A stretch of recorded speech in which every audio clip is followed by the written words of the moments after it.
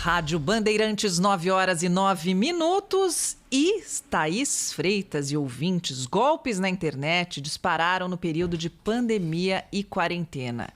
E olha só, eles estão cada dia mais criativos. E é sobre isso que nós vamos conversar com a advogada e professora de Direito, a Paula Monteiro Danese. Paula, seja muito bem-vinda ao nosso Jornal Gente na Rádio Bandeirantes, porque, Paula, tá difícil acompanhar, viu? A criatividade deles está cada vez mais complicada para que a gente tenha conhecimento suficiente para não cair nessa. Tudo bom com você? Tudo ótimo. Bom dia a todos e todas. Um prazer estar aqui com vocês nessa manhã. Infelizmente, nós temos essa notícia a dar, né? A criatividade está cada dia diferente e isso faz o consumidor ter que se adaptar a essas novas informações. Então, com as novas tecnologias, veio essa facilidade, né, da gente estar se comunicando hoje, por exemplo, e termos aí uma transmissão ao vivo, não estamos no mesmo ambiente. Nós temos a possibilidade de fazer compras online, eu posso fechar aqui, fazer uma compra no exterior e ter essa entrega. Então veio muita facilidade com a tecnologia, mas ao mesmo tempo muita fragilidade em relação a esse consumidor, essa consumidora, que às vezes não tem informação suficiente para entender se está ou não diante de um golpe. Então, é um cuidado extra que o consumidor ele passa a ter a partir do momento que ele tem essa facilidade de compra. E não só compra, né? Nós temos hoje aí mecanismos de transferência bancária que facilitaram muito a nossa vida, mas também trouxeram uma criatividade para aqueles que já estavam buscando aplicar alguns golpes nesse meio digital.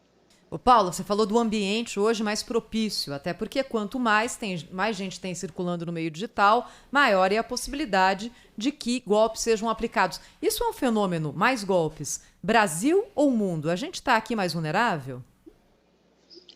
Eu acredito e tenho esse conhecimento que golpes, infelizmente, ocorrem em todos os locais do mundo, né? Nós não vamos parar de consumir e também não vamos parar de ter essas facilidades, e isso vai trazer uma questão de pessoas que pensam em oportunidades a partir dessas criações. A questão no Brasil é algo mais específico, que eu vejo com muita cautela, que para além de nós termos essas facilidades, nós temos uma questão de desigualdade, e uma questão de desinformação para o próprio consumidor. Nós temos uma desinformação desse consumidor que não sabe dos próprios direitos, nós temos um consumidor que não tem aí um conhecimento tecnológico, às vezes, para saber se ele está ou não diante de um golpe, se é realmente uma informação que é válida ou não, e isso traz o que nós temos aí de um aumento nos golpes. Então, golpes nós temos, mas o Brasil realmente, nós temos um excelente Código de Defesa do Consumidor, mas nós somos uma população extremamente vulnerável à violação aos nossos direitos. E a gente precisa aprender a usar melhor esse código, né, Paula? Inclusive, eu queria perguntar para você sobre a questão dos empréstimos online. De repente, pisca um empréstimo lá no e-mail, a pessoa fala, meu Deus, era o que eu estava precisando, quando ela vê, ela caiu no golpe. Queria que você contasse isso para o nosso ouvinte. Então, o que eu tenho visto nesse movimento atualmente, com a crise econômica que estamos vivenciando, com esse aumento da inflação, aumento do desemprego, um desespero maior que é natural na população, que precisa arcar com as suas dívidas, que precisa continuar com o seu poder de compra. Só que isso não acompanhou uma educação em relação aos seus direitos, em relação ao consumo, e a população fica mais vulnerável a esse tipo de golpes. Como nós temos um perfil de consumidor atualmente, né, o consumidor contemporâneo, que é aquele que investiga mais, que vai buscar um melhor preço, aquilo que é orgânico. Só que com a crise econômica, a questão do poder de escolha, ela diminui. Então, ao invés de eu poder escolher entre um produto mais caro orgânico ou um produto mais barato que não seja orgânico, por exemplo, eu vou escolher o mais barato por uma circunstância econômica. E essa circunstância econômica também impacta o que a gente tem visto hoje. Então, essas oportunidades que são milagres, né, sempre tem que desconfiar. Então, se utiliza desse desespero, né, dessa situação econômica geral do país para aplicar esses golpes nos consumidores. Então, o outro problema que nós temos é que todo mundo já enfrentou isso, a gente sabe a questão de proteção de dados. Quem nunca colocou numa pesquisa sobre um determinado produto ou serviço, aquilo posteriormente começa a aparecer na sua rede social, começa a aparecer em outros mecanismos de pesquisa. Então, o que acontece muitas vezes é que esses golpes parecem reais, né, parece que é algo que foi feito para mim, porque ele já tem algum tipo de informação que a mim é direcionado. E isso para o consumidor ele se identifica, fala, nossa, sou eu, é para mim, é a Paula, é a Thaís que está recebendo, então é algo feito para mim, então eu acho que não é um golpe. Então tem que tomar muito cuidado, aquilo que chega no seu WhatsApp sem você solicitar, um contato extra que aparece para você, algo que aparece na sua rede social. Então é importante que o consumidor ele tenha uma desconfiança que é necessária, mesmo estando em um momento aí de crise econômica, e que ele busque aí sites confiáveis, que ele busque essa informação e não faça nenhum contrato, né, nenhum empréstimo sem um contrato, e um contrato, digo, escrito, porque se não tiver esse contrato escrito, com certeza não é uma pessoa jurídica que vai estar do outro lado para fazer esse empréstimo para você, e grande chance de você cair em um golpe. A Paula Monteiro Danese é professora de Direito no IBMEC São Paulo, advogada, está falando conosco sobre golpes pela internet. E Paula, acho que você sabe melhor do que a gente que a pessoa que cai num golpe desses, além do prejuízo financeiro, que às vezes é difícil de recuperar, às vezes dá, dependendo do quanto você consegue provar que a instituição financeira foi leniente, aí às vezes é possível, não é? Mas nem sempre. Sim. Mas além disso, a pessoa fica destruída, não é? Porque ela se sente ingênua, ela se sente enganada, fica às vezes com vergonha de contar para a família, fica com vergonha de fazer um boletim de ocorrência, porque é quase que admitir que você foi ali trouxa. Falar a palavra, né? Me fizeram de trouxa. E ninguém gosta de admitir isso. Então, Paulo, eu queria aproveitar que você está aqui com a gente ao vivo na Rádio Bandeirantes. Repassa para os nossos ouvintes, para nós duas também aqui, não é, Sônia? Claro. O que a gente tem que desconfiar quando receber alguma coisa pela internet? Quais são os sinais de que aquilo é um golpe e não uma coisa real? Então, acho que são dois pontos da sua pergunta, eu agradeço imensamente, porque isso é muito importante, não é ter vergonha de, nossa, caí num golpe, estava tão na cara que isso era um golpe e eu não percebi. Tem que tomar uma atitude, tem que fazer o seu boletim de ocorrência, tem essa questão de responsabilidade ou não, né, das instituições financeiras, e isso vai depender de caso a caso. Antes de eu entrar aqui, eu sempre me atualizo nos jornais, e saiu uma decisão recente no juizado especial civil de Itaquera, em que o juiz não reconheceu a responsabilidade da instituição financeira de uma pessoa que foi comprar um carro. Na hora que ela fez o Pix, ela percebeu que ela não estava comprando carro nenhum e era um golpe. E ela foi buscar a sua reparação em relação à instituição financeira, mas o juiz reconheceu que, nesse caso, era uma das excludentes do próprio Código de Defesa do Consumidor, que é essa intervenção de um terceiro, e a instituição não teria nenhuma responsabilidade, que é diferente quando nós temos aí aqueles golpes que você acha que é a própria instituição, ou que acontece alguma coisa com a instituição, e aí tudo vai depender do caso a caso. Então, o primeiro ponto é saber que nós estamos vivenciando um momento de um aumento exponencial de golpes criativos, né? Ao ponto de nós termos, por exemplo, ligação fingindo que é do Ministério da Saúde e falando que você vai receber um código só porque você respondeu uma enquete, e esse código, em realidade, é uma forma de entrar no seu celular. Então, cuidado, mas não se sinta mal por isso, né? Estamos num momento em que desconfiar de tudo também às vezes te paralisa, você fala, então não tem opção, como é que eu vou fazer? Então, ter essa cautela anterior, ela é essencial, uma pesquisa.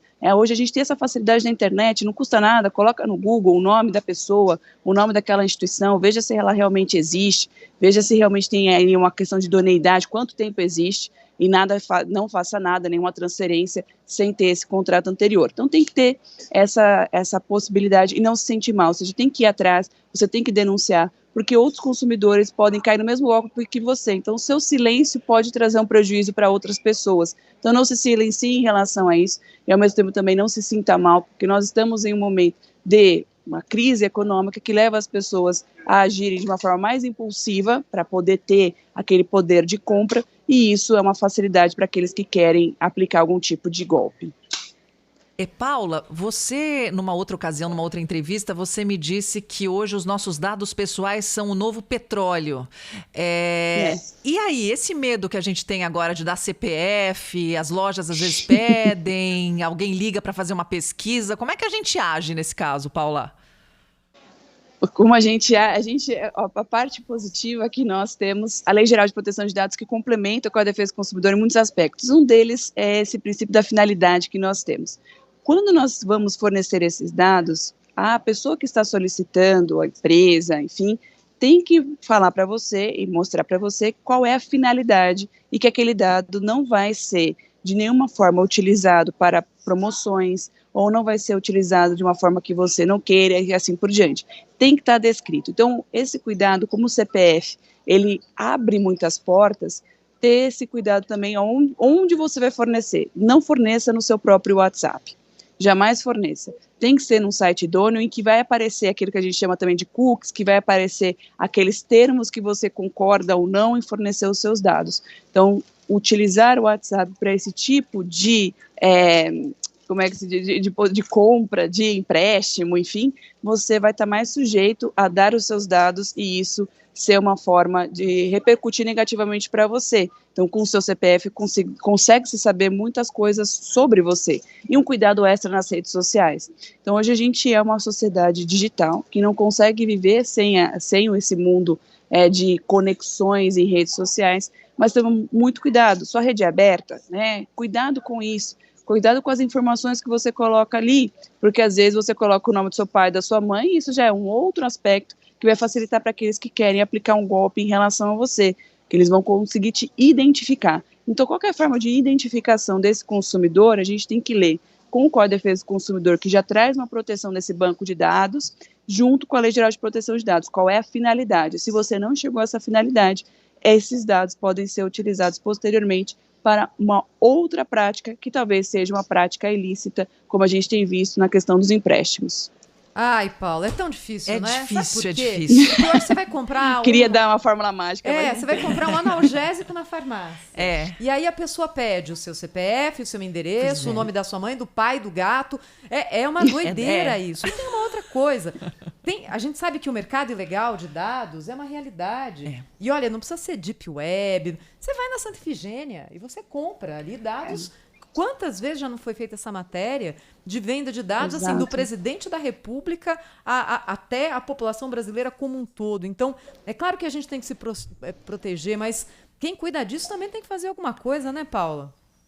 Com certeza, acho que a fiscalização ela tem que aumentar. Eu lembrei dessa questão da farmácia e eu fui em uma em que ela pedia meu CPF, eu falei para ela que eu não queria dar porque eu não tinha nenhuma intenção. Ela falou assim, não, mas é só para questão para você ter o desconto no remédio XYZ. É o que me dizem. E ela me trouxe um papel que tinha justamente os artigos da Lei Geral de Proteção de Dados falando qual era a finalidade. Mas foi minha única experiência até o momento, mas é uma prática que deve ocorrer. Porque difícil, Paula, isso, qualquer né? compra, é impressionante. Não, vamos fazer seu cadastro rapidinho. E como é que você recusa um desconto? Exatamente. Olha, se você me der aqui os seus dados, você vai ter 20% de desconto. Fala, difícil, por que né? Não é? É difícil. Exato. Porque um desconto aqui, né? Vou poder poupar, mas vou poupar aqui, depois você pode receber um golpe lá para frente. Então é realmente complicado, porque você, além de tudo, a gente tem uma confiança em relação ao mercado de consumo. Não é uma questão de desconfiança que os nossos consumidores têm no Brasil. Eu confio que o meu fornecedor vai usar isso para a questão de promoção, que ele não vai vender meus dados para posteriormente ser utilizado por outra empresa para me vender um outro produto. Então, é uma questão que o mercado ele precisa dessa confiança, mas no meu ponto de vista, o mercado precisa criar mais esses links de confiança. Consumidor, com essas questões de golpes, com essa questão de crise econômica, vai se tornar o consumidor cada vez mais desconfiado. Isso economicamente não é positivo. Então, que empresas, mas também o poder público devem fazer, levando já em consideração esse cenário, que nós não vamos deixar de utilizar os meios sociais para fazer compra, tecnologia, mas também a gente precisa dessa segurança para continuar utilizando sem ter aí golpes, que afinal de contas, tem sempre essa questão que vocês mesmos mencionaram. Às vezes eu consigo ali ter uma reparação, às vezes não. Às vezes eu fico com aquela lesando o meu patrimônio e vou me tornar cada vez mais confiado e isso vai levar a um outro tipo de crise no mercado econômico. Nós conversamos com a Paula Monteiro Danese, advogada, professora de Direito do IBMEC São Paulo, que nos deu uma aula aqui de como evitar tomar golpes, né? Não existe ainda uma fórmula milagrosa, mas existem alguns cuidados que a gente precisa ter sempre em mente. Paula, muito obrigada pela sua participação. Eu que agradeço, aqui no Jornal muito obrigada. Gente, na Rádio Bandeirantes. Um grande Até abraço uma para próxima. você. Abraço. Tchau, tchau.